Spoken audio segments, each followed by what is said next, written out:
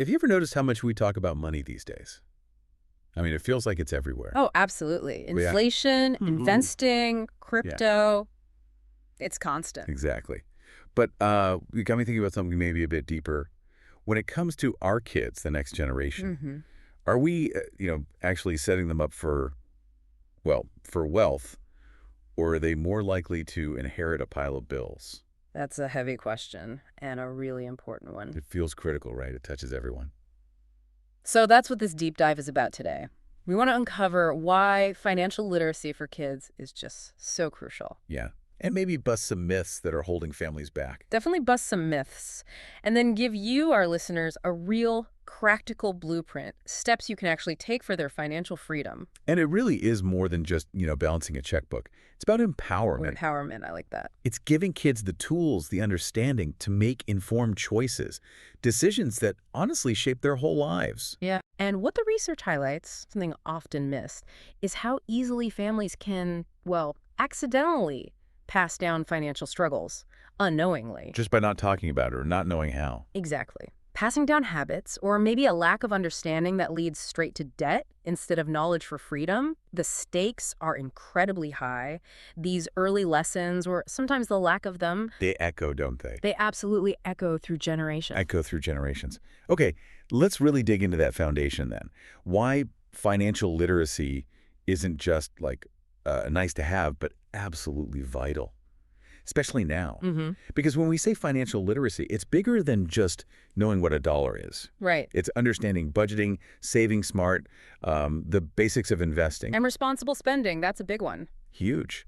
These are the pillars, really, for financial independence, for just navigating the world today. Definitely. And here's a stat from our research that, honestly, it kind of floored me. Only 24% of millennials show basic financial literacy. 24%. Less than a quarter. It's Wow. It really is. And that statistic, it tells such a clear story, doesn't it? It points right to this big gap in basic knowledge. And that leads to?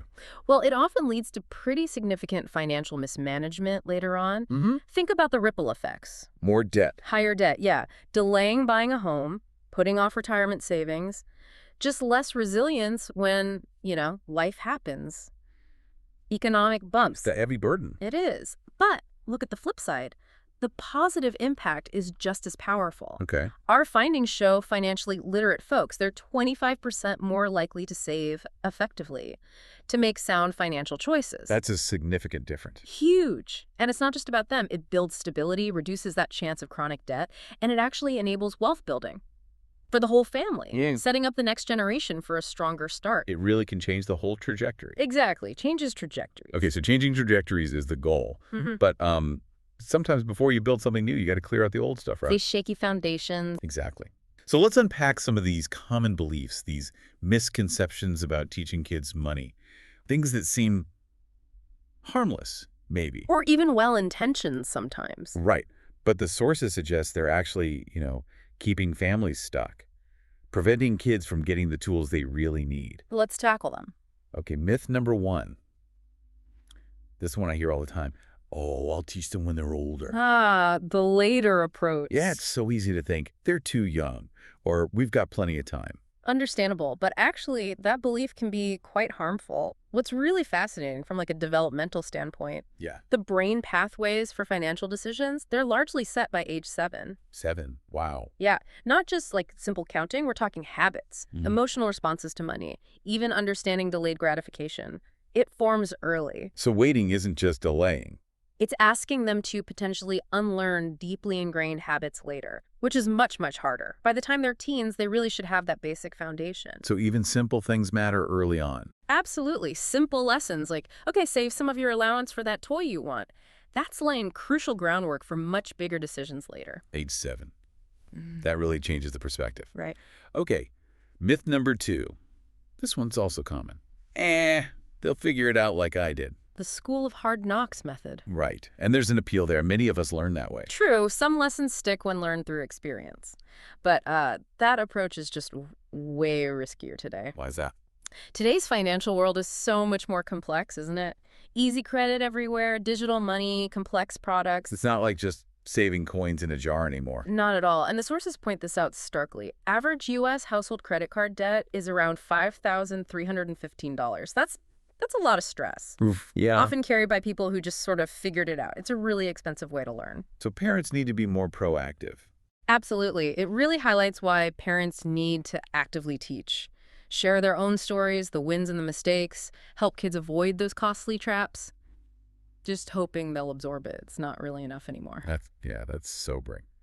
Okay, myth number 3. This one can feel a bit sensitive. We don't have enough money to talk about wealth. Ah, yes. This creates that cycle of silence, doesn't it? Makes money taboo. Regardless of how much you actually have. And this belief, it's probably the most critical one to debunk. Financial education is vital for everyone, period. It doesn't matter the income level. Not at all. It's not about how much money you have right now. It's fundamentally about how well you manage the resources you do have. So for families maybe struggling a bit. It's even more critical, teaching solid budgeting, saving habits, smart spending that helps maximize every single dollar. It empowers kids with skills to make the most of what they have, maybe break cycles and build a better future. It's about capability, not just current capital. Capability and empowerment. Love that. Okay, so what does this actually mean for you listening right now? The practical side. Yeah. We've busted the myths. Now let's get into the how. We want to give you that blueprint for a wealthy future. Real steps you can start using today. Let's build it. Okay, first step on the blueprint. Start early. We just heard age 7 is kind of a magic number for habits. So how do we do that without, giving a toddler a finance lecture? Definitely no lectures. The great thing about starting early is weaving it into everyday life, naturally. Like how? Okay, think about your next grocery trip. Don't just zoom through the aisles. Make it a teachable moment. How? Pointing at prices. Yeah, partly. Talk about expenses. Look, this brand costs more than that one. Help them see the difference between needs and wants. The classic needs versus wants. Exactly. Do we need the sugary cereal, or maybe the oats are a better choice for our budget, and then we can get that treat later. It makes money real, tangible, something they see in action. I like that. Making it tangible. Okay, next. Encourage saving. Piggy banks are great, but how do we make it stick? Make it meaningful? Piggy banks are a fantastic visual start, for sure. Yeah. But as they get older, maybe transition to a real savings account, something they can track, maybe online, see it grow. Okay.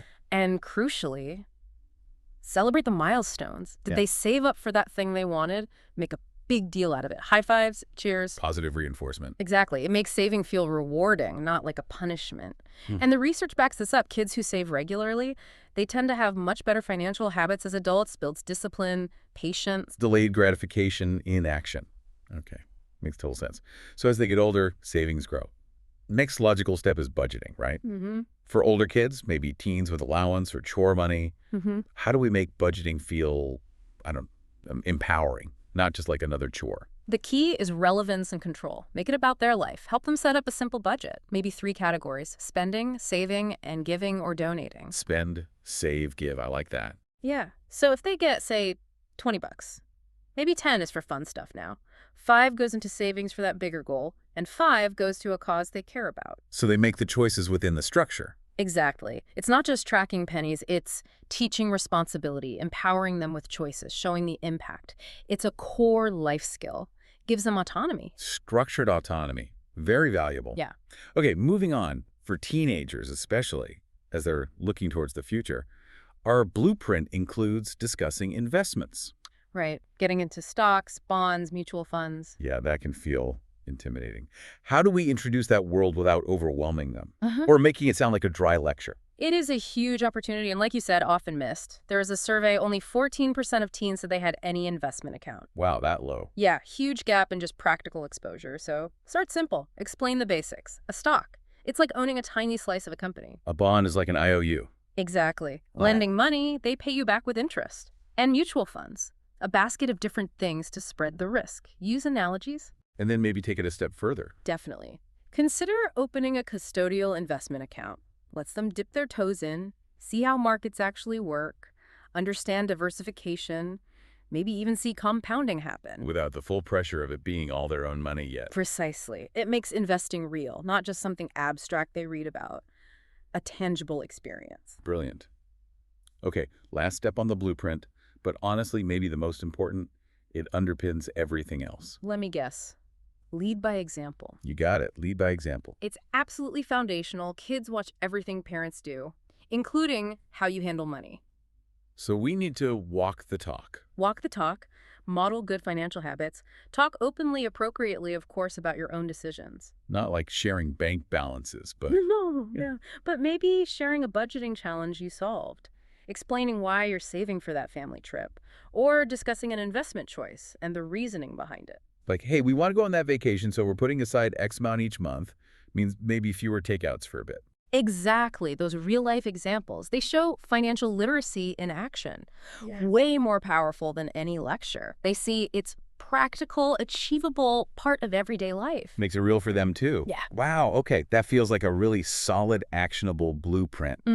So just to kind of wrap things up, inheriting bills instead of wealth, it is, sadly, a reality for too many. It is. But as we've dug into today, it really doesn't have to be your reality.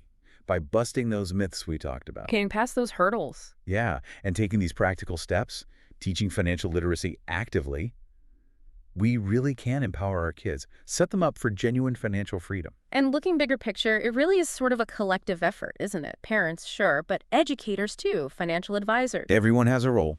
Committing to building this culture of financial education. It's not just about avoiding debt, it's about building that strong foundation for them and honestly for their kids too.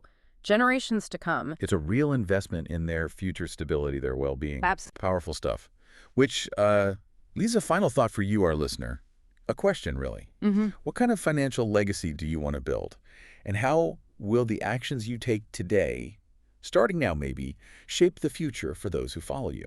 Something to really chew on. Definitely something to think about. Until next time, keep digging deep.